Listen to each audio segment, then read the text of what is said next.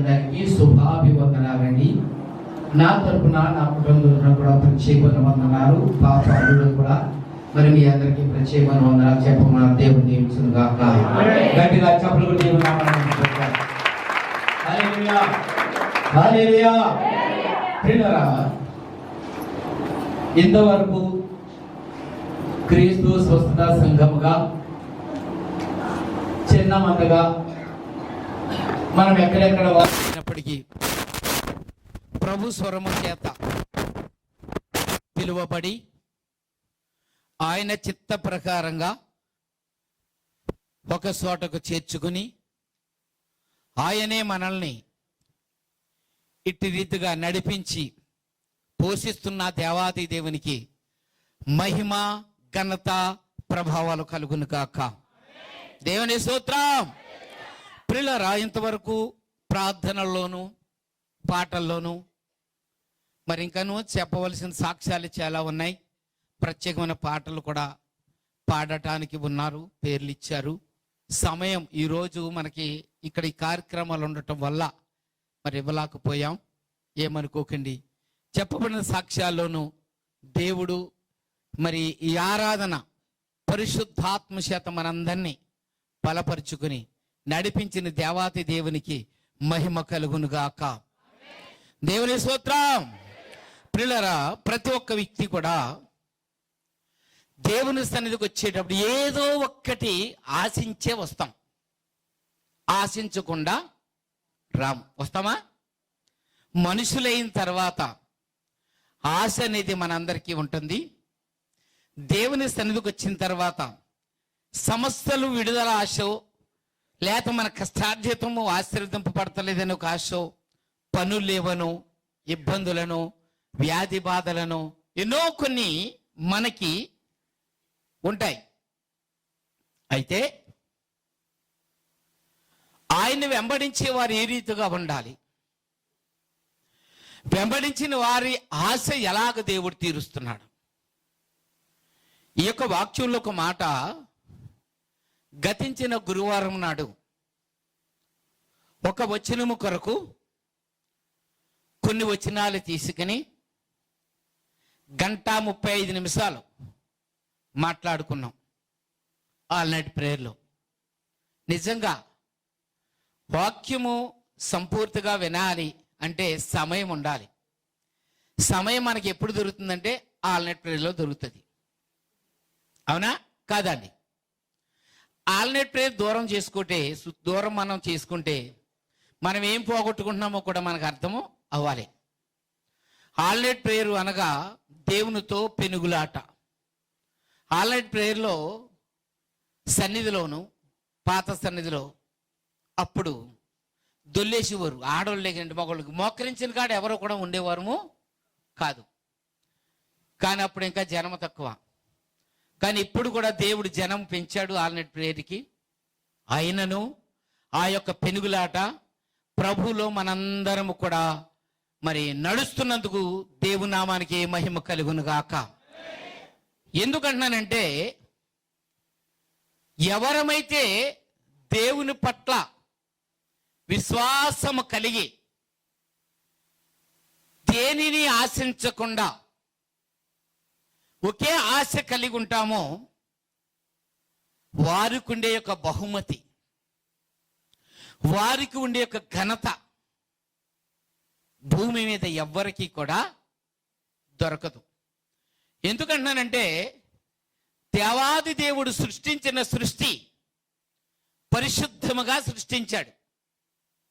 ఆకాశమును గాని, భూమిని గాని, భూమి మీద ఉన్న పంచభూతములే గాని, వృక్షములనే గాని, భూమి మీద ఉన్న సర్వజీవరాశులే గాని, సముద్రమునే గాని, సముద్రంలో మత్స్యములనే గాని, కోట్ల కొద్ది మత్స్యములనే గాని, భూమి మీద ఉన్న జనులు అనబడుతున్న మనల్నే గాని, ఏ ఒక్క విషయంలోనూ కూడా పరిశుద్ధత లేకుండా, పరిశుద్ధమైన హస్తము తగలకుండా, స్వరము లేకుండా సృష్టింపబడింది సృష్టిలో లేదు.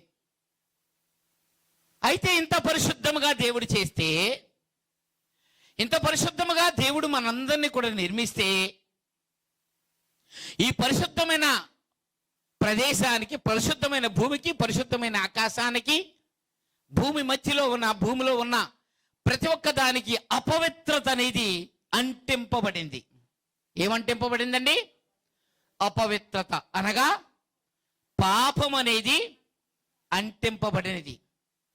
ఆదిలోనే ప్రారంభమైనది. అయితే ప్రియులారా, ప్రారంభమైన జనాంగములో నుంచి దేవాతి దేవుడు ఆకాశం నుండి పరమ నుండి చూడగా భూమి మీద ఉన్న జనుల యొక్క పరిస్థితి ఎలా ఉన్నదో సమస్తమును గ్రహించిన దేవుడు ఆయనే కుమారుడిగా ఈ లోకానికి రావాల్సి వచ్చినది. వచ్చిన యొక్క కుమారుడు 33.5 సంవత్సరములు సత్సరుడిగా భూమి మీద జీవించి 3.5 సంవత్సరములు మాత్రమే బూది గంధముల వరకు, మరొక యుగము వరకు కూడా సరిపడ యొక్క కృపతో మనల్ని నింపాడా లేదా? చప్పుడు కూడా దేవుని నామమున మహింపడతామండి. ఆయన సజీవుడిగా ఉన్న కాలములోనే సంఘమును ఏర్పరిచి సంఘమును నడిపిస్తూ శిష్యులతోనూ సంఘముతోనూ అనేకమైన ఉపమానాలు మనకి చెప్పాడు, నేర్పాడు. వాటి భావాలు సమస్తమును ఎలా జరుగుతాయి, ఎప్పుడు జరుగుతాయి, జరుగు కాలం ఎట్టి రీతిగా ఉంటున్నది అన్న విషయాలు ఏ ఒక్కటి దేవుడు మనకి మరుగు చేయలేదు. మరుగు చేశాడా? మరుగు చేయలేదు.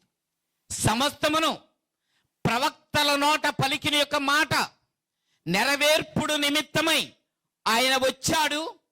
ప్రవక్తల యొక్క నోట మాట నెరవేర్చి పరిశుద్ధ గ్రంథములో 10 ఆజ్ఞలు కూడా భూమి మీద ఆయన ఉండగానే నెరవేర్చి ఎట్టి రీతిగా జీవించాలి, ఎట్టి రీతిగా నడుచుకోవాలి, మీకు నా యొక్క విధానములు నడిస్తే మీకే కలుగుతుందన్న విషయాలు మనకి సమస్తమును కూడా రాచి ఇచ్చి మరి వెళ్ళాడు. ఆదిలో ఆయన మాట ద్వారా మాట్లాడాడు. ఇప్పుడు మనకి వాక్యము ద్వారా మాట్లాడుచున్నాడు. ఆయన మాట్లాడని దేవుడు కాదు. దేవునికి స్తోత్రం. కాబట్టి ప్రియులారా, మత్తయి సువార్త 19వ అధ్యాయము మరి 28వ వచనం ఒక్క వచనం మనం చదివితే అక్కడ కొంచెం యేసు వారితో ఎట్లా నేను ప్రపంచ పునరుద్ధానమందు మనిషి కుమారుడు తన మహిమ గల సింహాసనము మీద ఆసీనుడై ఉండినప్పుడు నన్ను వెంబడించిన మీరును 12 సింహాసనముల మీద ఆసీనులై ఇజ్రాయేలు 12 గోత్రముల వారికి తీర్పు తీర్చెదరు. కళ్ళు మూసుకోండి, చిన్న ప్రార్థన చేసుకుందాం. మహోన్నతుడా, మహాగణుడా, సర్వశక్తిమంతుడా, సర్వాధికారివైన తండ్రి, కుమార, పరిశుద్ధాత్మ దేవా, మీకు వందనాలు. మానవ నిమిత్తమై మా నిమిత్తమై మానవాళ యొక్క జన సమూహమును రక్షించడం నిమిత్తమై నరరూపిడిగా ఈ భూమి మీదకి జన్మించి అపోస్తులు అనబడుతున్న 12 మంది యొక్క శిష్యుల నిమిత్తమై నీ యొక్క పలికిన యొక్క మాటను వివరించటకు, జ్ఞానించటకు అర్హుడనైతే కాదయ్యా. ఆయనను మీరిచ్చిన అభిషేకము, మీ ఆత్మాభిషేకముతో మీరు నడిపిస్తున్నారు. నాడు పట్టుకున్న చెయ్యి నేటి వరకు కూడా విడిచిపెట్టలేదయ్యా. కష్టాలలోను, శ్రమల్లోను, బాధల్లోను, నేటి వరకు పడుచున్న యొక్క నిందల్లోను, ప్రతి విషయంలోనూ కూడా నాయన నేను తొట్టిల్లిపోతానేమని ముందుగానే నా చేయి పట్టుకున్నావు, నడిపిస్తున్నావు. మీరు నా నోరును మీ బోరగా వాడుకోండి.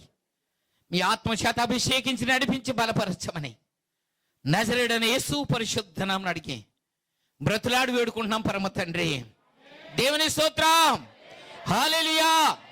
ప్రియులారా, ఈ మాట చెప్పడానికి గల కారణము ఉపమాన రీతిగా ఒక వ్యక్తిని చూపించి, ధనవంతుడైన యవనస్తుడిని చూపించి, ఆ ధనవంతుడు ఆయన దగ్గరకు వచ్చి, అయ్యా, నీ రాజ్యం చేరడానికి నేను ఏమి చేయాలి అని అడిగినప్పుడు అన్నీ క్లియర్గా, పాపము చేయొద్దు, వ్యభిచారము చేయొద్దు, నరహత్య చేయవద్దు అని, పొరుగువానిది నువ్వు ఆశించవద్దు అని అనేకమైన విషయాలు చెప్పిన వెంటనే, అయితే వీటన్నిటిలోనూ కూడా నేను ఎక్కడా కోల్పోయిన వాడిని కాను, ఇవన్నీ నేను చేస్తున్న వాడినే, అయితే నీ రాజ్యం నాకు స్థానం దొరికిద్దా అని అడిగాడు. అప్పుడు ఆయన అన్నాడు కదా, ఇంకను ఒక లోటు నీ దగ్గర ఉంది. మీ అందరికి వచ్చిన వాక్యమే, నేను ఏదో కొత్తగా నేను చెప్పలేను. ఇంకను నీ దగ్గర ఒక లోటు ఉన్నది. ఏమిటి అనగా, నీ ఆస్తంతా అమ్మి అది పేదలకు పంచిపెట్టి అప్పుడు నన్ను వచ్చి వెంబడించు. నీ ధనము ఇక్కడ లేకపోవచ్చు కానీ నా రాజ్యములు సమకూర్చబడుతున్నది అని యేసయ్య స్వయంగా ఆయన నోటతో మాట్లాడిన మాట. నమ్మితే గట్టిగా చెప్పలు కూడా దేవుని నామమున మహిమపడదామండి. ఎవరో పలికిన మాట కాదండి, దైవ కుమారుడే ఈ భూమి మీదకి వచ్చిన తర్వాత, ఆయన పరిచర్య కాలము ప్రారంభించిన తర్వాత పలికిన మాట. ధనము ఏం కలిగిస్తుందంట? ధనం ఏం కలిగిస్తుంది అంటే, మేమందరం ఏం సంపాదించుకోలేదో మాకు కూడా ఉందా అనుకుంటారేమో. కాదండి, వాక్యం యొక్క భావం మీకు చెప్తున్నాను, వాక్యంలో సాదృశ్యం మీరు అర్థం చేసుకుంటారని. అట్టి వ్యక్తులు కలిగినప్పుడు కూడా మనం జాగ్రత్తగా ఉండాలని, అట్టి విధానంగా మనకు కలిగే కొద్ది మనం ఎట్టి రీతిగా ఒదిగి ఉండాలో, మన చదువును బట్టి, మన జ్ఞానమును బట్టి, మన తెలివిని బట్టి, మనకు వచ్చే సంపాదన బట్టి మనం ఏం ఆశిస్తామో, మనం దేని పోగొట్టుకుంటామో, పోగొట్టుకోవలసిందని పోగొట్టుకుని సంపాదించవలసిన దాన్ని సంపాదించుకుంటారని ఈ మాట మీకు క్లియర్గా చెప్తున్నాను. ధనం ఏం కలిగిస్తుందంట? దేవుని స్తోత్రం. నేను చెప్పనక్కర్లేదు, మీకు అర్థమైంది. ఇప్పుడు ఈ ధనవంతుడికి ఏం కలిగింది? యేసయ్య చెప్పిన మాటకి వ్యసనము కలిగింది, అనగా అసహ్యము కలిగింది. కలిగి వెళ్ళిపోయాడే కానీ తిరిగి మళ్ళా వచ్చినట్లుగా. ప్రియ సంగమా, ఎక్కడైతే గద్దింపు కలుగుతున్నదో, వాక్యము ముక్కుసూటిగా మనతో మాట్లాడుచున్నదో, మనలను గాయపరచడం నిమిత్తమై ముళ్ళతో గుచ్చినట్టుగా మాట్లాడుచున్నదో, అక్కడ పరిశుద్ధాత్మ అభిషేకం ఉంటున్నది. ఆ పరిశుద్ధాత్ముడే మనల్ని అందరిని నడిపించేవాడు.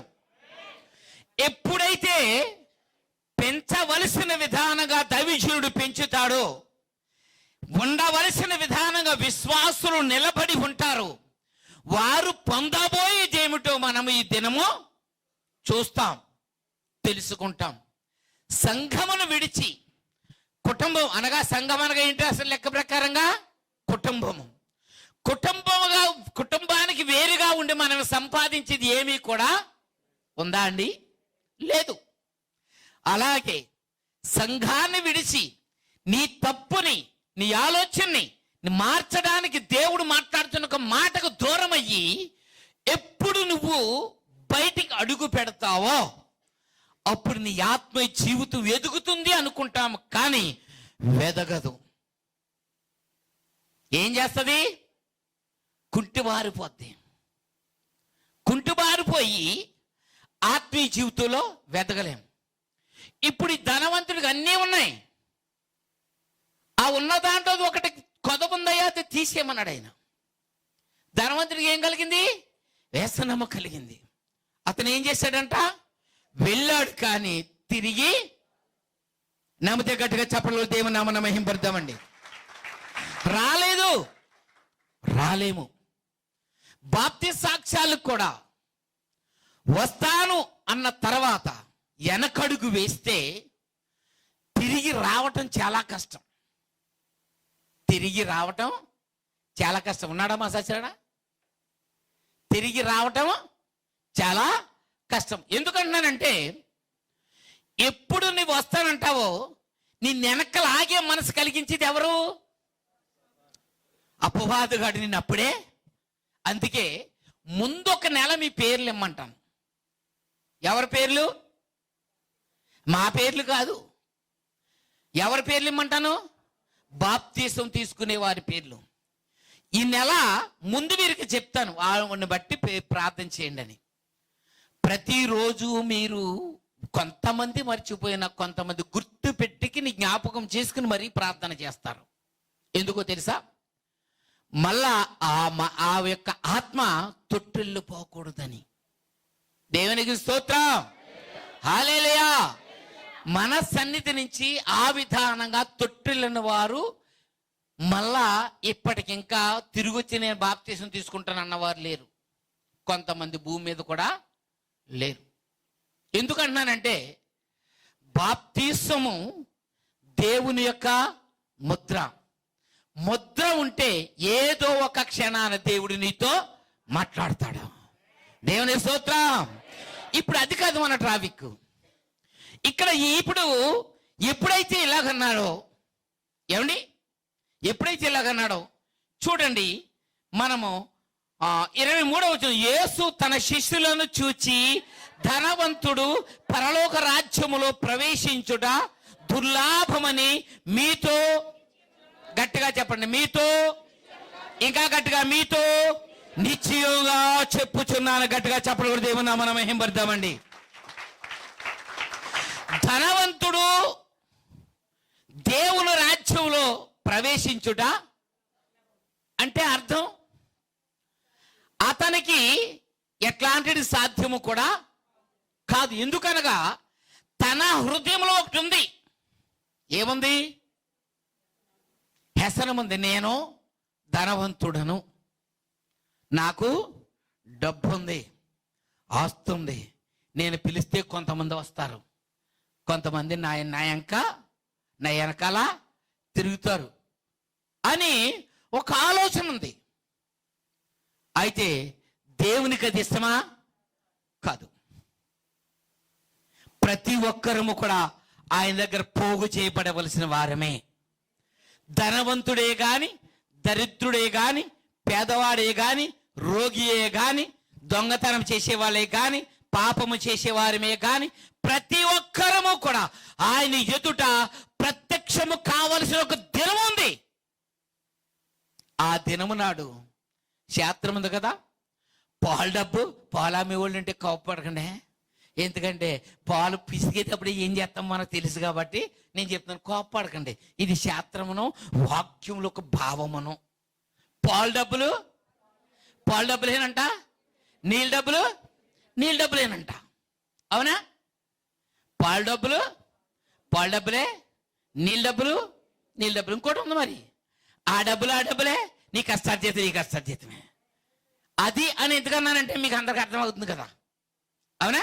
ఆ డబ్బులే, మీ కష్టార్జితమే. కొద్దిగా వచ్చినా సరే దేవుడు దాన్ని ఆశీర్వదిస్తాడు. నువ్వు అలాగ చేసి ఎంత సంపాదించినా సరే దేవుడి ఆశీర్వాదం నీ దగ్గర, నీ కుటుంబాన్ని కూడా దేవుళ్ళలోకి నడిపించలేవు. దేవుని స్తోత్రం, హల్లెలూయా. అప్పుడు ఎప్పుడైతే ఈ మాట ఆయన అన్నాడో, శిష్యులు మనసు బాధ కలిగి అన్నారు కదా, ఇలాగైతే ఎవడో మారు మనసు పొందుతాడు, ఎవడో బాప్తీసం పొందుతాడు, ఎవడు సంఘంలో చేర్చగలడు అని చెప్పేసి సనుక్కుంటున్నారు. 26వ వచనం చూస్తే ఇక్కడ చూడండి, యేసు వారిని చూచి, ఇది మనుషులకు అసాధ్యమే గాని దేవునికి సమస్తమును సాధ్యమే. గట్టిగా చెప్పడం కూడా దేవుని మనం మహిమపడతామండి. ఎందుకన్నాడు తెలుసు ఆయన? నేను అవసరమైన వాడికే నేను నా రాజ్యం అవసరం,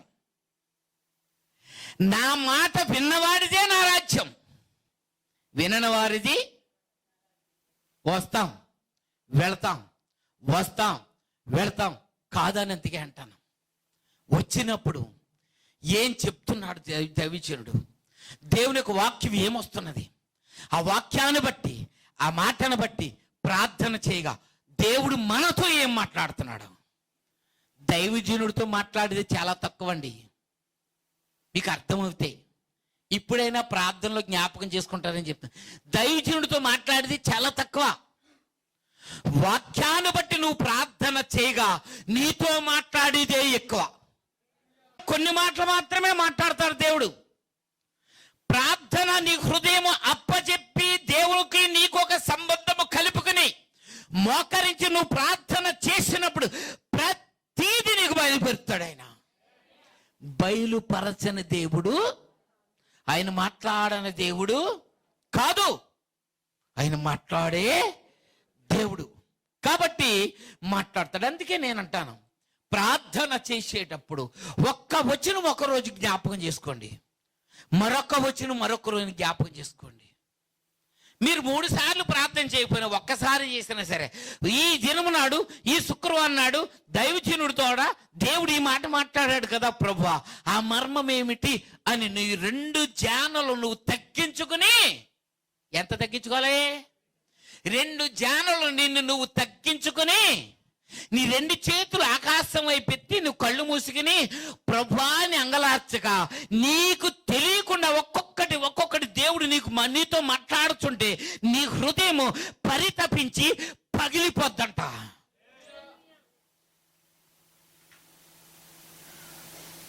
దేన్నైనా పగిలిపోతే అతికించగలం, కొన్ని ఉన్నాయి అతికించగలం, వెల్డింగ్ చేయగలం, నిలబెట్టగలం.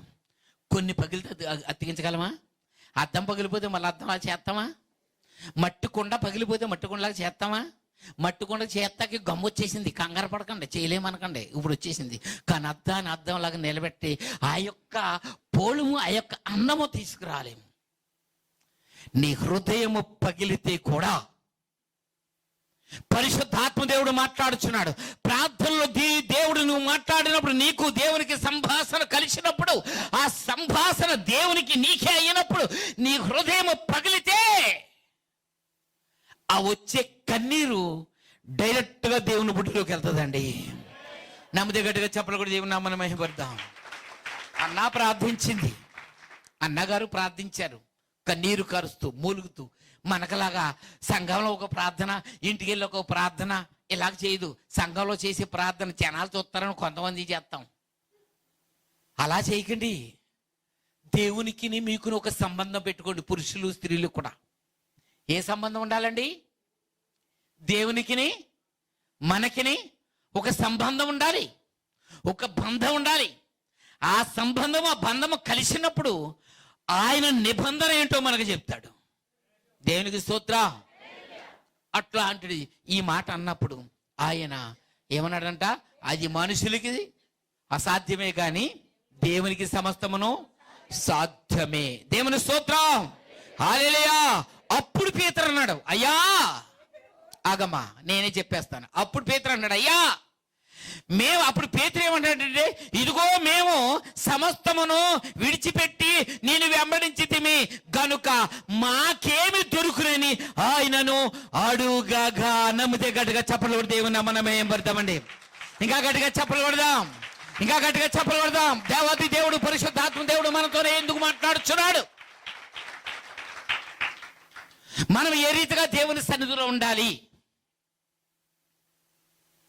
ఏ రీతిగా దేవునితో సహవాసం చేయాలి, ఏ రీతిగా దేవునితో సహవాసం చేస్తే దేవుడు మనకేమిస్తానంటున్నాడు. అయితే బహుమానం మనం పొందుకునేలాగున్నామా, లేక ఆ బహుమానాన్ని మన చేతులతోనే మనం త్రోసేసేలాగున్నామా? అవునంటారా కాదంటారా? అప్పుడు అన్నాడు ఆయన, మీ పరిస్థితి, మీ స్థితి, ఏ స్థితిలోంచి ఎప్పుడు నేను పిలిచాను, సముద్రముడిని పిలవగా సమస్తాన్ని అక్కడే విడిచిపెట్టేశారు. చెట్టు కింద నుండి పిలవగా సమస్తమును నువ్వు చెట్టు కిందే విడిచిపెట్టేసి వచ్చేసావు. మిమ్మల్ని నేను విడిచిపెట్టేవాడిని కాను, మీరు నాతోనే ఉండాలి. అది ఎప్పుడంట? ఎప్పుడు? 28వ వచనం. అందుకంటున్నాడు అనమాట, యేసు అమ్మ వారితో ఇట్లా నేను ప్రపంచ పునరుద్ధానం అంది. ఎప్పుడంట అంటే ఆయన రాకడ దినమందు. నమ్మితే గట్టిగా చెప్పలు దేవుని మనం మహిమపడతామండి. ప్రపంచ పునరుద్ధానం అని ఒక దినం ఉన్నది. ఈ లోకానికి, భూమికి, సమస్తానికి కూడా తీర్పు తీర్చే దినం ఉన్నది. ఆ దినము నాడు నా నిమిత్తమై మీ 12 మంది కూడా ఎన్ని హింసలు, ఎన్ని కష్టాలు, ఎన్ని బాధలు, ఎన్ని రకాలైన శోధనలు అనిపించారు. నా తండ్రి నేను కూడా చూస్తున్నాం. కాబట్టి ఎవరైతే మమ్మల్ని నిందించారో, ఎవరైతే మిమ్మల్ని హింసించారో, ఎవరైతే మిమ్మల్ని రంపాలతో కోస్తారో, ఎవరైతే మిమ్మల్ని గొడ్డలతో నరుకుతారో, ఎవరైతే మీ చర్మములు చంపుతారో, ఎవరైతే మిమ్మల్ని సిలువ వేసి చంపుతారో, వారందరికీ కూడా తీర్పరులుగా నా కుడి పక్కనే ఉంటారన్నాడు. గట్టిగా చెప్పలు కూడా దేవుని నామమున మహిమపడతామని.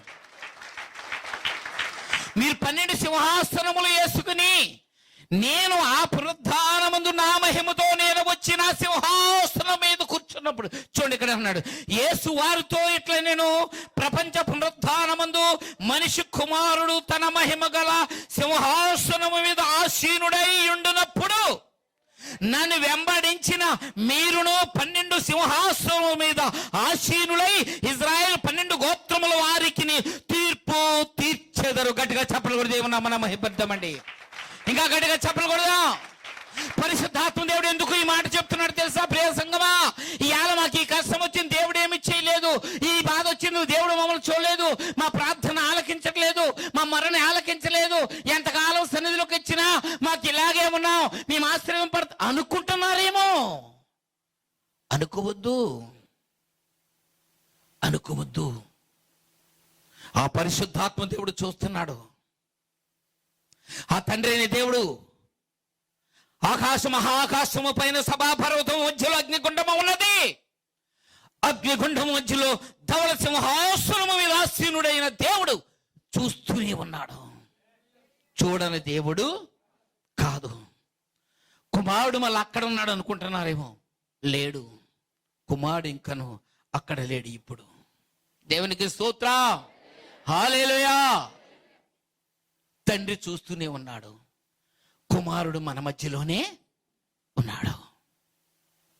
ఆ కుమారుడు సజీవుడిగా ఉన్నప్పుడే ఆయన అంటున్నాడు అన్నమాట, ఏ 12 గోత్రములైతే నిన్ను హింసించాయో, ఏ 12 గోత్రములైతే మిమ్మల్ని దూషించి ఇన్ని కష్టాలు ఇన్ని బాధలు పెట్టినాయో, నా ప్రత్యేకింపబడిన జనం అనబడిన వారు నిన్ను ఎన్ని బాధలు పెట్టారు, వారికి మీరు ఏం చేస్తారంట? ఇప్పుడు మనకు ఉండదా తీర్పు? దేవుని సన్నిధిలోకి వచ్చి ఏం మాట్లాడుతున్నామో తెలియదు, తీర్పు మనకు లేదా? దేవుని సేవకులం అయ్యుండి మన దగ్గర ఏ ఆలోచనలు తీర్పు మనకు లేదా? చెప్పండి. సంఘ పెద్దలుగా ఉండి మనకు తీర్పు లేదా అనుకుంటున్నారా? అనుకోకండి. యూత్ నాయకులు కానీ, సంఘ పెద్దలు కానీ, సంఘ విశ్వాసులు కానీ, ఎవరమైనా సరే దేవుని సన్నిధికి వచ్చేసాం అనుకుంటే కాదు, మనకి తీర్పు ఉన్నది. మనకి తీర్పు తీర్చే సమూహం కూడా అక్కడ ఉన్నది. తెలుసా? ఆ సమూహం ఎక్కడుందో చెప్పనా? విన్నారా? చదవలేదా మీరు? అందరికీ తీర్చేటప్పుడు వారు కూడా అక్కడ, వారికి కూడా కొన్ని సింహాసనాలు ఉంటున్నాయి. ఎవరెవరు చెప్పండి? ఎవరు? ఇంకో సమూహానికి సింహాసనాలు ఉన్నాయి. వారు కూడా తీర్పులుగా సింహాసనాలుగా తీర్పులుగా ఉంటారు. ఎవరు చెప్పండి? బైబిల్లోనే ఉంది. దేవుని స్తోత్రం చెప్పాలి. ఊరుకొని ఒక్కొక్కరిని ఎందుకు అడుగుతున్నాను తెలుసా? మన హృదయములను వాక్యము పాతి పడిపోవాలంట. ఎలా ఉండాలి? వృక్షము వలె. మొక్క వేరు, వృక్షము వేరు. మొక్క పీకితే ఊడిపోద్ది, వృక్షం ఊడుతుందా? చెప్పండి. దాని ఏరంట లోపల దింపుకుపోతుంది కనుక దానికి భయం లేదు. అది ఎప్పుడు పచ్చగానే ఉంటుంది, దాన్ని పీకలేం. అలా వృక్షము ఎలాగైతే, ఒక మ్రాను ఎలాగైతే పాతుకుపోయి స్థిరముగా ఉండిపోయిందో, ఎక్కడ ఎన్ని వందల సంవత్సరాల నుంచో ఉందన్న చెట్టు, ఆ చెట్టును కొట్టేద్దామంటే జనమందరూ ఊరందరూ వెళ్ళిపోయి అట్టగించుకుంటున్నారు. అవునా కదా? అంతకంటే గొప్పది మన దగ్గర ఉన్నది. వాటికంటే గొప్పదే మన దగ్గర ఉన్నది. మనలో ఉండవలసిన దాన్ని ఉంచుకుని దాన్ని పోషించుకుంటా ఉంటే అది మనల్ని పోషిస్తున్నది. దేవునికి స్తోత్రం, హల్లెలూయా. ప్రియులారా, మీ కొరకు 12 సింహాసనాలు ఉన్నాయి. గుర్తు రాకపోతే లాస్ట్ మళ్ళీ మీకు చెప్తారు ఈ మాట. ఇంకొక సమూహం ఉంది, తీర్పులుగా ఉండేవారు. నువ్వు కూడా జ్ఞాపం చేసుకో. దేవుని స్తోత్రం, హల్లెలూయా. ఎందుకంటానంటే ప్రియులారా, చెప్పే మాట మన హృదయంలో నిలిచి మొలిస్తేనే జ్ఞాపకం వస్తుంది, జ్ఞానం కలిగిద్ది, దేవుని మీద భయభక్తులు కలుగుతాయి. అది లేనప్పుడు మనకి ఏమీ కూడా, అన్నీ ఉన్నా ఏమీ లేని సున్నా. దేవుని స్తోత్రం, హల్లెలూయా. అపోస్తులైన కార్యాలు చూస్తే శిష్యులైన అపోస్తులందరూ కూడా అపోస్తుల కార్యాల్లో చూసినట్లయితే 3వ అధ్యాయము చదవండి ఒక్కసారి.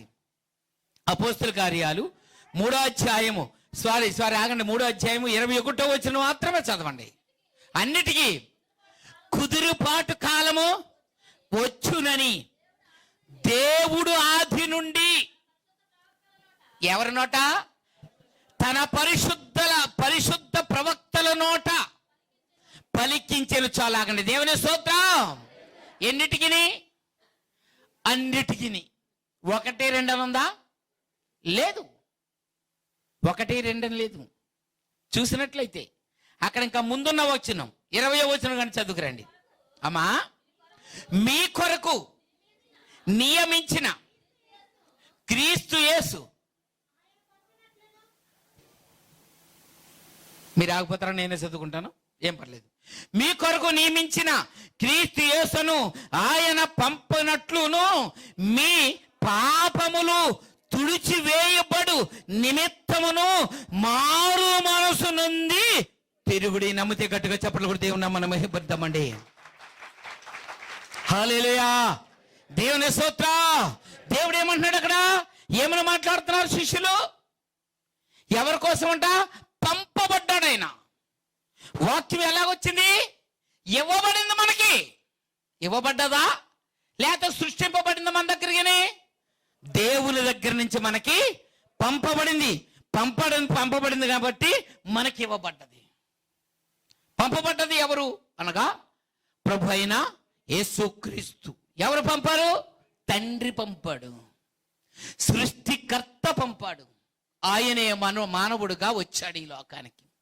వచ్చి ఆయన వాక్కుని ఇచ్చి మాట్లాడి చెప్పి తర్వాత మనం గ్రహించుకోవడానికి, మనకి జ్ఞానము కలగడానికి ఈ యొక్క వాక్యాన్ని మనకు అందించాడు. దేవునికి స్తోత్రం, హల్లెలూయా. అప్పుడు ఆదిలో చదవడానికి ఈ వాక్యం లేదు. ఉందా అండి? 10 ఆజ్ఞలు తప్ప ఇంక ఈ వాక్యము లేదు. వారిని నడిపించింది ఎవరి ద్వారా? పరిశుద్ధ ప్రవక్తలు అని ఉంది ఇక్కడ. దేవుని స్తోత్రం. శిష్యులు రాశారండి.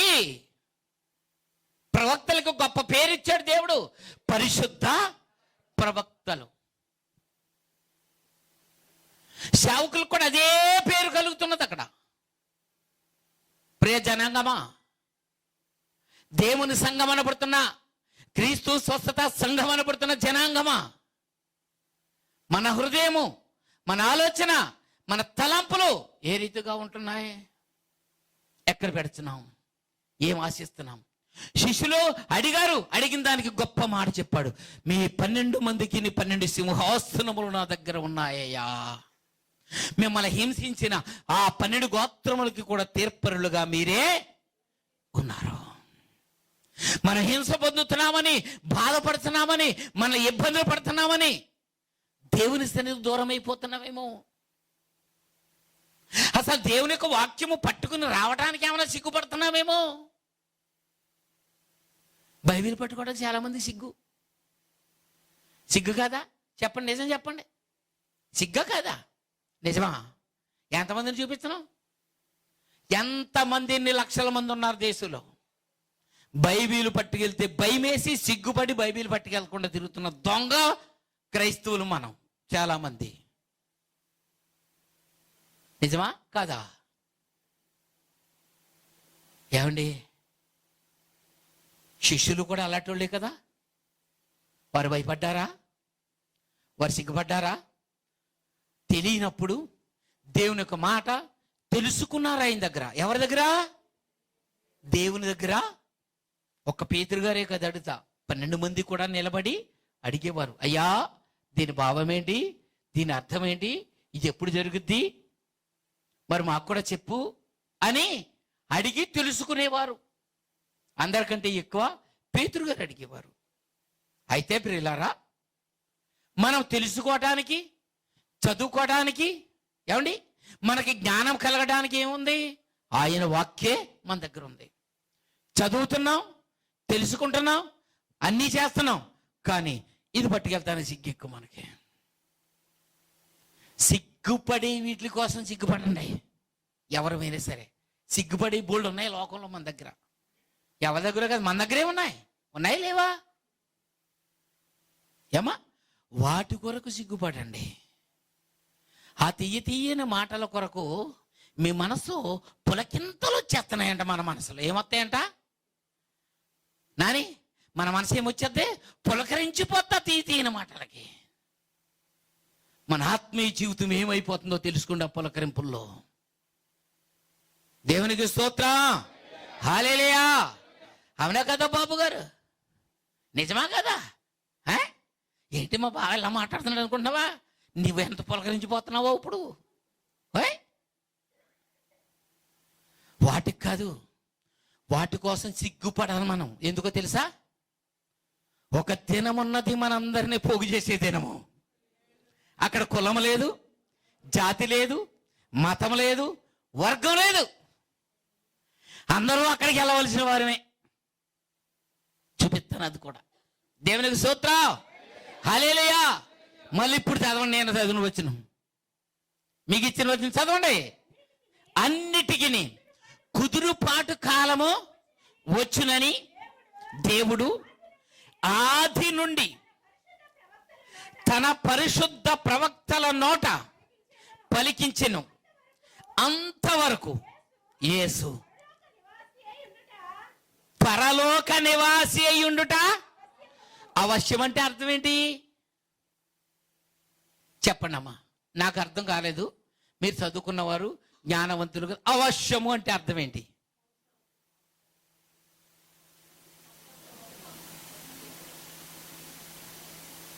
చెప్పు. మాట్లాడదాం అనుకుంటున్నారా? అవశ్యం అంటే అర్థం, దాని భావం. ఆయన అక్కడ ఉన్నాడా? ఇందాకే చెప్పాను కదా, ఆయన వస్తాను అనలేదా? మళ్ళా ಮತ್ತೆ యోహాను సువార్తలో చెప్పలేదా? నేను వెళ్ళవలసిన సమయం వచ్చేసింది, నేను వెళుతున్నాను, మరొక వేరే ఆదరణకర్త మీ వద్దకు దేవుడు తన తండ్రి పంపుతున్నాడు. ఇప్పుడు ఆ ఆదరణకర్త ఎవరు? ఆ పరిశుద్ధాత్మ దేవుడు ఎవరు? ఆ యేసయ్యే మళ్ళీ ఇక్కడికి వచ్చాడు. తండ్రి, కుమార, పరిశుద్ధాత్మ దేవుడు. చప్పలబడి దేవుని నామమున మహింపరుద్దామండి. ఈ భూమి ఎత్తబడే వరకు ఆయన ఇంకా అక్కడ సమస్తమునకు అక్కడే ఉండటానికి అర్హత లేదు, ఉండకూడదు. మనల్ని నడిపించాలి, మనకు ఒక నాయకుడు కావాలి. ఉండాలా వద్దా? సేవకుడు నాయకుడు అనుకుంటున్నారా? కాదు, సేవకుడు కూడా మీకు లాంటి మనిషే. సేవకుడు చేసేది మాట తప్పున, దేవునికి ఇచ్చిన మాట తప్పున, సంఘంలో కుంటి సాగులు చేసినా, ఏది చేసినా మీకు ఒకటి ఉంటుంది, కానీ సేవకుడికి ఎన్ని ఉంటాయి తెలుసా? రెండెంతలు ఉంటుంది. సేవకులు మనబడినవారమే 190% రాలిపోతున్నామంట. ఎక్కడి నుంచి? ఆకాశాన్ని నుంచి. ఆకాశానికి నక్షత్రములు 190% రాలును అని ఉంది. ఆ నక్షత్రములతో పోల్చాడు ఆయన, దేవదూతలతో పోల్చాడు. నక్షత్రం అంటే దేవదూతలతో పోల్చాడు ఆయన. ఆ నక్షత్రములకే ఆయన ఎదుట నిలబడే శక్తి లేదు. కొన్ని ఆశలు, సంఘం మీద కొన్ని దురాశలు, సంఘంలో కొన్ని కుంటి సాకులు, నీ దేవుడి దగ్గర, నీ సేవకుడి దగ్గర ఏమి నేర్చుకున్నావు అది మర్చిపోయి మన ఇష్టానుసరమైన ఆలోచనలు తీసుకుని మన ఇష్టానుసరం నడిచేద్దాం అనుకోవటం వల్ల అదే సమూహం ఎక్కువ ఉన్నది. వారంట 190% ఏమైపోతున్నాయి నక్షత్రాలు? చదవలేదా? బాగా గుర్తుపెట్టుకోండి. రాలిపోయే నక్షత్రంలో ఉన్నామా? నిలబడే నక్షత్రంలో ఉంటున్నామా? నిలబడితే దేవుని యొక్క రాజ్యంలో ఉంటావు, గొప్ప బహుమానం ఆయన ఇస్తున్నాడు నీకు. రాలిపోతే అపవాది యొక్క రాజ్యంలోకి వెళ్తున్నావు, ఎప్పుడూ శ్రమలోనే ఉంటుంది ఆత్మ. ఏది కావాలో క్రైస్తవ సంఘమా, సమాజమా, సేవకులైన మనమే కానీ, పెద్దలైన వారే కానీ, స్త్రీ నాయకులే కానీ, యవనస్తులే కానీ, సంఘ బిడ్డలే కానీ అందరము తెలుసుకోవలసిన, ముఖ్యంగా కోయిరు వారు, మన కోయిరులో ఉన్న కోయిరు టీంకి ఏంటిది, ఏ ధన్యత, ఆ ధన్యత ఏంటో మనం తెలుసుకోవాలి. బైబిల్లో చదువుకోండి, కావాలి తెలీదా మీకు, కావాలి మీరు ప్రత్యేకంగా రండి, ఆ ధన్యత ఏంటో మీకు చూపిస్తాను. అప్పుడు మనం ఎట్లాగా ఉండాలనేది మనకి చూపిస్తాడు దేవుడు. దేవునికి స్తోత్రం. నేను చెప్పట్లేదు ప్రియులారా, నేను ఆపేస్తాను, మరొక్క నిమిషం పూర్తి చేస్తాను మీకు తొందరగా, ఎందుకంటే నా సమయం దగ్గరకు వస్తున్నది. అపోస్తులు ఈ మాట ఎవరితో చెప్పారంట? సంఘముతో చెప్తున్నారు. ఆ కాలం ఉన్నదే అన్నిటికీ కుదురుపాటు కాలము, ఏ ఒక్కటే కూడా విడిచిపెట్టే దేవుడు కాదు. రోమీయులకు రాసిన పత్రిక, అపోస్తులైన పౌలు గారు రాసిన పత్రిక తీసుకోండి, 8వ అధ్యాయము, త్వరగా 8వ అధ్యాయము 19వ వచనము చదవండి ఒకసారి. దేవుని కుమారుల ప్రత్యక్షత కొరకు సృష్టి మిగుల ఆశతో తేరి చూచుచూ కనిపెట్టుచున్నదట. చెప్పలు కూడా దేవుని నామమున మహిమపడదామండి. ఇంకా గట్టిగా చెప్పలు పడదాం, ఇంకా గట్టిగా చెప్పలు పడదాం. ఎవరి కోసం? దేవుని కుమారులు కుమార్తెల కొరకు సృష్టి మిగుల ఆశతో. ఎంత ఆశ అండి సృష్టిలోను. సృష్టి అనుకుంటుందంట, ప్రభువా ఆయన దగ్గరికి వెళ్ళి మొరపెడుతుంది, అయ్యా నన్ను చేసేటప్పుడు చాలా పరిశుద్ధంగా చేశావు నాయన. మొదట ఆకాశాన్ని పరిశుద్ధంగా చేశావు, తర్వాత ఈ భూమిని పరిశుద్ధంగా చేశావు, భూమి మధ్యలో సృష్టిగా నన్ను చేసావు, అందరి మధ్య అందరికీ నా పరిశుద్ధతను కోల్పోవలసిన సమయం, పరిస్థితి నాకు కలిగించింది అయ్యా సృష్టిలోని. ఈ నువ్వు ఏర్పరిచిన వారు ఎప్పుడు నాయన నీ బిడ్డలు అనిపించుకోవటానికి వెళ్ళాం. మనందరం ఎవరి బిడ్డలము చెప్పండి, ఎవరి బిడ్డలమండి? పురుషులు ముందు గట్టిగా చెప్పండి మీరు. దేవుని స్త్రీలు మీరు చెప్పండి, ఎవరి కుమార్తెలు మీరు? దేవుని. ఇప్పుడు సృష్టి ఎవరి కోసం చూస్తుంది? ఆశతో చూస్తుందా, ఆశ లేకుండా చూస్తుందా? ఆశతో చూస్తున్నది. ఏమండి మళ్ళా చదవండి. అది దేవుని కుమారుల ప్రత్యక్షత కొరకు. ఎవరి కొరకంట? ప్రత్యక్షత. ఎక్కడ ప్రత్యక్షం అవ్వాలి మనం? భూమిని విడిచిన తర్వాత వెంటనే వెళ్ళిపోతాం కదండి అక్కడికి. ఆ పరమ తండ్రి సింహాసనం వద్దకు పోయి వెంటనే మనము ఎప్పుడు వెళ్తాం తెలుసా? ఆయన సింహాసనం మీద ఆయన మహిమను కనపరిచినప్పుడే. దేవుని స్తోత్రం. ఆయనకు ఒక సింహాసనం ఉంది, ఆయనకు ఒక రాజ్యం ఏర్పరచబడుతున్నది. ఆయన రాబోతున్నది ఈ భూమి మీదకి. ఆ భూమి మీదకి వచ్చినప్పుడే కనపడతా సింహాసనం. ఆ సింహాసనం మీద ఆయన కూర్చుని ఉండగా, ఆ మహిమ గల సింహాసనం ఆయన కూర్చుని ఉండగా, ఆయన ఎదుట మనము ప్రత్యక్షమవుతాం అందరము కూడా, ఏ ఒక్కరము కూడా. 18వ వచనం చదవండి. 18. మన ఎడల ప్రత్యక్షము కాబోవు మహిమ ఎదుట ఇప్పటి కాలపు శ్రమలు ఎన్న తగినవి కావని ఎంచుచున్నాను. నమ్మితే గట్టిగా చెప్పలు కూడా దేవుని నామమున మహిమపడదామండి. ఇప్పుడు చెప్పండి, దేవుడు ఎన్ని శ్రమలు అనుభవించాడంటారు? యేసయ్య ఈ లోకానికి వచ్చి ఆయన శ్రమ పడ్డాడా, లేకపోతే నీ కోసం నా కోసం వచ్చి ఏదో ప్రశాంతంగా వెళ్ళిపోయడం వల్లనా? ఆయన రక్తం ఎంతగా కార్చాడు ఆయన? ఆఖరి రక్తపు బొట్టు వరకు. ఎంతవరకు అండి? ఆఖరు రక్తపు బొట్టు వరకు ఆయన కార్చాడు. కార్చి మన యొక్క అపరాధ దోష పాపముల నుండి విమోచన మనకు దయచేశాడు. విమోచన దయచేసి ఏమండి మనల్ని పవిత్రులుగా బ్రతికి పరిశుద్ధమైన జీవితాన్ని జీవిస్తూ నా కొరకై నేను చూపించిన మార్గంలో రండి అన్నాడు ఆయన. ఆ మార్గమే ఇరుకు మార్గము. దేవుని స్తోత్రం. ఆయన సంగతి విడిచిపెట్టండి.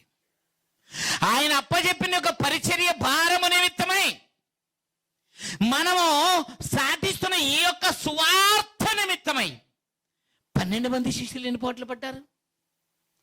ప్రాణము దేవుని కొరకు ఎన్ని శ్రమలు, ఎన్ని కష్టాలు ఎలా నరికేసుకున్నా సరే నవ్వుతూ సంతోషంగా తుతిస్తూ దేవునికి అప్పచెప్పారంట వారి ఆత్మను. అవునా కాదా? నిజమా కాదా? ఉంది కదా, బైబిల్లో ఉన్నదా లేదా? అందరిది ఒకే రకమైన మరణమా? కాదు, ఒకే రకమైన మరణము. పేతురు గారి మరణం ఏంటి తెలుసా? తల కిందకిని కాళ్ళు పైకిని ఆయనలాగా సిలువ వేయించుకోవడానికి నేను పాత్రుడిని కానయ్యా, నన్ను తల్ల కిందులుగా సిలువ వేయండి అన్నాడు. కోరుకున్నాడు తన మరణము కొరకు తన శిక్షను అలాగే వేయించుకున్నాడు. దేవుని స్తోత్రం. హల్లెలూయా. తోమా గారిని ఎలాగా బళ్ళాలతో పొడిచి మన భారతదేశంలో చేశారు ఈ పని. ఏమండి? యాకోబు గారిని ఎలా గొడ్డలతో నరికి చేశారు ఆ పని. ఏమండి? ఇలా ఒక్కొక్కరిని ఒక్కొక్క విధమైన మరణం. ఏమాత్రం మనం అనుభవిస్తున్నామండి శ్రమ? దేవుని కొరకు, దేవుని పని కొరకు, దేవుని ప్రార్థన నిమిత్తమై, సంగమ నిమిత్తమై ఏమాత్రం నువ్వు ప్రయాసపడుతున్నావు? అందుకే అన్నాడు ఆయన, మనకు వచ్చే శ్రమలో యాపాటివయ్యా, ఎన్న తగినవంటే ఈ వ్యాపాటివి. మనం ఓర్వలేని శ్రమలు మనకిచ్చే దేవుడు కాదని భక్తుడు రాయలేదా పత్రికలో? మనం ఓర్చుకోలేని శ్రమలో, ఓర్చుకోలేని బాధలో దేవుడు మనకి ఇస్తాడా? ఎవడు ఇవ్వలేదు. అవన్నీ ఆయనే మోసుకున్నాడు. ఈ కొద్దిపాటి శ్రమలకే మనమేమైపోతున్నామంట? విలవిలలాడిపోతూ దేవుని సంఘానికి దూరం అయిపోతున్నాం, దేవుని సేవకునికి దూరం అయిపోతున్నాం, దేవునికి వాక్యం ఏమిటో తెలుసుకోలేకపోతున్నాం. ఆ పరలోక రాజ్యాన్ని, ఆ పరమపురమైన పట్టణాన్ని దూరం చేసుకుని ఎక్కడికో వెళ్ళిపోవటానికి నిలుక్కుంటున్నాం. మనకు వచ్చేది ఏమీ లేదండి. లాస్ట్కి మనం ఏది సంపాదిస్తామో అదే మనకు దొరికిద్ది. ఏ విత్తనమును విత్తుతావో ప్రియ సహోదరులారా, యవనస్తులారా, యవన బిడ్డలారా, ఏ విత్తనమును విత్తుతావో అదే కోస్తావు, అదే పంట కోస్తావు. వేరే పంట నీవు కొయ్యు. మనం ఏది విత్తితే అంటే ఏంటి? ఏ గింజ నాటితే బీరగింజ ఎడతాం, ఆనపది వస్తుంది గినా చెప్పండి. లేకపోతే ఇది మామిడికాయ ఇంకో మామిడికాయ కట్టి ఇంకోటి వస్తుంది, జాంకాయ చెట్టు ఇంకోటి కట్టేసి అంటు కట్టేసి ఇలాగ వచ్చేస్తుంది, అరటిపండు కింద ఎట్టేసి మొక్కెట్టేయండి ఇది ఇలాగ వచ్చేస్తుంది. ఈ చూసుకుని అలాగ మనం కూడా వచ్చేస్తాం అనుకుంటున్నారా? మనకు వేరే జన్మ లేదు, వేరే అంటు లేదు. అంటు కట్టబడితే యేసయ్యలో అంటు కట్టబడాలి. దేవుని స్తోత్రం. మానవ శరీరధారులుగా పుట్టిన మనము మనకి అంటు ఉన్నది ఏమిటి అనగా యేసయ్య అంటు కట్టాలి. అప్పుడే నీకు పునర్జన్మ స్థానం అని ఉంటుంది. ఈ స్థానం పునర్జన్మ స్థానం కాదు, ముద్ర స్థానం మాత్రమే. ఆ పునర్జన్మ ఆయన దగ్గర ఉంటుంది, ఆ రక్షణ ఆయన దగ్గర ఇస్తున్నాడు, ఆయనే వస్త్రాలు ఇస్తున్నాడు, ఆయనే మహిమ రెక్కలు ఇస్తున్నాడు, ఆయనతో పాటు ఎగిరి వెళ్ళే కృపను మనకిస్తాడట. దేవుని స్తోత్రం. హల్లెలూయా. గట్టిగా చప్పట్లు కొట్టి దేవుని నామమున మహింపరుద్దామండి. ఇంకా గట్టిగా చప్పట్లు కొడదాం. పరిశుద్ధుడైన దేవుడు మనతో ఏం మాట్లాడాడు? ఎందుకు అన్ని రకాలుగా, అన్ని కోణాల్లో, ప్రతి ఒక్క వచనానికి ఇన్ని రకాలుగా ఇంకా అనేకమైనవి ఉన్నవి మన జీవితంలో. తెలుసుకోవలసినవి, వినవలసినవి, లాస్ట్గా మనం ఏం పొందుకుంటామో అవి కూడా దాచి ఉంచాను ఇక్కడ. మరొక్కసారి మీకు ఖచ్చితంగా నేను వివరించడము జరుగుద్ది ప్రియులారా. అందుకు మీ ప్రయాస, మీ కష్టము వ్యర్థం కాదు నాయన. మిమ్మల్ని మర్చిపోవటానికి మీరు చేసిన ఒక గొప్ప పని అది అసామస్యది కాదు. నేను ఏ రీతిగా వచ్చి యజ్ఞ యాగ పశువునై ఆకాశానికి భూమికి సంబంధం లేకుండా వేలాడుతూ నా ఆకార రక్తపు బొట్టు వరకు మీ కొరకే కార్చి విమోచనము మీకు దయచేసి వెళ్ళాను, మళ్ళా వస్తున్నాను. అయితే నా నిమిత్తమై, నా సాక్ష్యము నిమిత్తమై, నేను అప్పచెప్పిన ఒక పరిచర్య భారము నిమిత్తమై మీరు కూడా హతసాక్షులుగా అయ్యారు కనుక మీ 12 మందికి కూడా 12 సింహాసనాలు ఉన్నాయి అన్నాడు ఆయన. మళ్ళీ ఈ 12 సింహాసనాలు మరొక్కసారి మాట్లాడుకుందాం ప్రియులారా. ఎందుకంటున్నానంటే సమయము సద్వినియోగం చేసుకోవాలి. కాబట్టి యేసుక్రీస్తు ప్రభుల వారు మత్తయి సువార్తలో ఆ మాట చెప్తున్నాడు. ప్రపంచ పునరుద్ధానమందు మనిషి కుమారుడు తన మహిమ సింహాసనము మీద ఆసీనుడై ఉన్నప్పుడు నన్ను వెంబడించిన మీరు ఎన్నిటి మీద ఎంతమంది వెంబడించారు? అక్కడ 12 మంది. ఈ 12 సింహాసనముల మీద కూడా ఆసీనులై ఉందురు. దేవుని స్తోత్రం. ఇశ్రాయేలుకు మీరు తీర్పు, 12 గోత్రాలకు కూడా మీరు తీర్పు తీరుస్తారు. ఇప్పుడైనా మీకు అర్థమైందా? తీర్పర్లుగా మరొక సమూహాన్ని మీకు అప్పచెప్పాడు దేవుడు బైబిల్ గ్రంథంలో. అర్థమైందా? అర్థం కాలేదా? వారి శిక్షని, వారి బాధని సమస్తమును కూడా దేవుడు క్షమించి విముక్తి కలిగించి వారికి ఒక తీర్పునిస్తున్నాడు, వారిని తీర్పులుగా పెడుతున్నాడు. ఇప్పుడైనా మీరు అర్థం చేసుకుంటే చెప్పొచ్చు. లేకపోతే ఇది ఆఖరు నన్ను అడగండి, మీరు వెళ్ళొద్దు. ఆ రోజున 2 గంటల నుంచి మీరు చెప్పిన దాకా వెళ్ళినాము, తలుపు తాళం ఏం చెప్తాం ఒక్కొక్కరికి. ఏం వింటున్నామో ఏం తెలుసుకుంటున్నామో మనం తెలుసుకోలేకపోతే రేపొద్దున్న దేవుని యొక్క రాజ్యంలో ఏ రీతిగా నిలబడతాం, ఏ రీతిగా ఉంటాం? అవునా కదా? జ్ఞాపం వచ్చిందా నీకు? నాని జ్ఞాపం వచ్చిందా? నీకు వస్తుంది, నువ్వు చెప్పవు, నాకు తెలిసింది నీ సంగతి. దేవుని స్తోత్రం. హల్లెలూయా. దయచేసి కళ్ళు మూసుకోండి, తల వంచండి, ప్రార్థన చేసుకుందాం. హల్లెలూయా, హల్లెలూయా, హల్లెలూయా, హల్లెలూయా. మహాపరిశుద్ధుడు, పరిశుద్ధుడు, పరిశుద్ధుడు, పరిశుద్ధుడు అని నిత్యము దేవదూతలతోనూ కేరాబులతో శరాబులు 24 పెద్దలతో నాయన కొనియాడబడుతున్న దేవానికి వందనాలు, స్తోత్రాలు ప్రభువా. ఇదిగో నా తండ్రి, ఎంతవరకు మీ ఆత్మతో మీరు నడిపించారు అయ్యా. నిన్నటి దినాన నేను మధ్యాహ్న కాలంలో నేను ఇక్కడ ఉండగా నువ్వు నాకు ఏమి చూపించావో, ఏ రీతిగా అయితే నువ్వు నాయన నాతో మాట్లాడి ఉన్నావో బాబు, అదే విధమైన మాటలు, అదే విధమైన అభిషేకముతో మీరు నడిపించారయ్యా. నేను యోగ్యున్నైతే కాదు నా తండ్రి, ఏ అర్హత లేని వాడును బాబు. ప్రభా, మీరు తప్ప నాకెవరు లేరయ్యా. నా హస్తము పట్టుకోండి, నన్ను ఇంకను అభిషేకించండి, మీ ఆత్మచేత నడిపించి బలపరిచి మీరు ఆశీర్వదించండి. క్రీస్తు స్వస్థత సంఘము ప్రభు వాక్యములో అతను ఇంకనూ ఉతక స్థానం చేయడానికి ఏర్పరిచిన వారి హృదయాలతో ఇంకనూ మాట్లాడి కడిగి పరిశుద్ధపరిచి తనను తాను తగ్గించుకుని ఆయన నీ యొక్క సేవలో ఏ రీతిగా నడవాలో అట్టి హృదయం నీ బిడ్డలకు దయచేయమని నజరేయుడైన యేసు పరిశుద్ధ నామమున అడిగి బ్రతులాడి వేడుకుంటున్నాం పరమ తండ్రి. దేవుని స్తోత్రం. హల్లెలూయా. గట్టిగా చప్పట్లు కొట్టి దేవుని మహింపరుద్దామండి.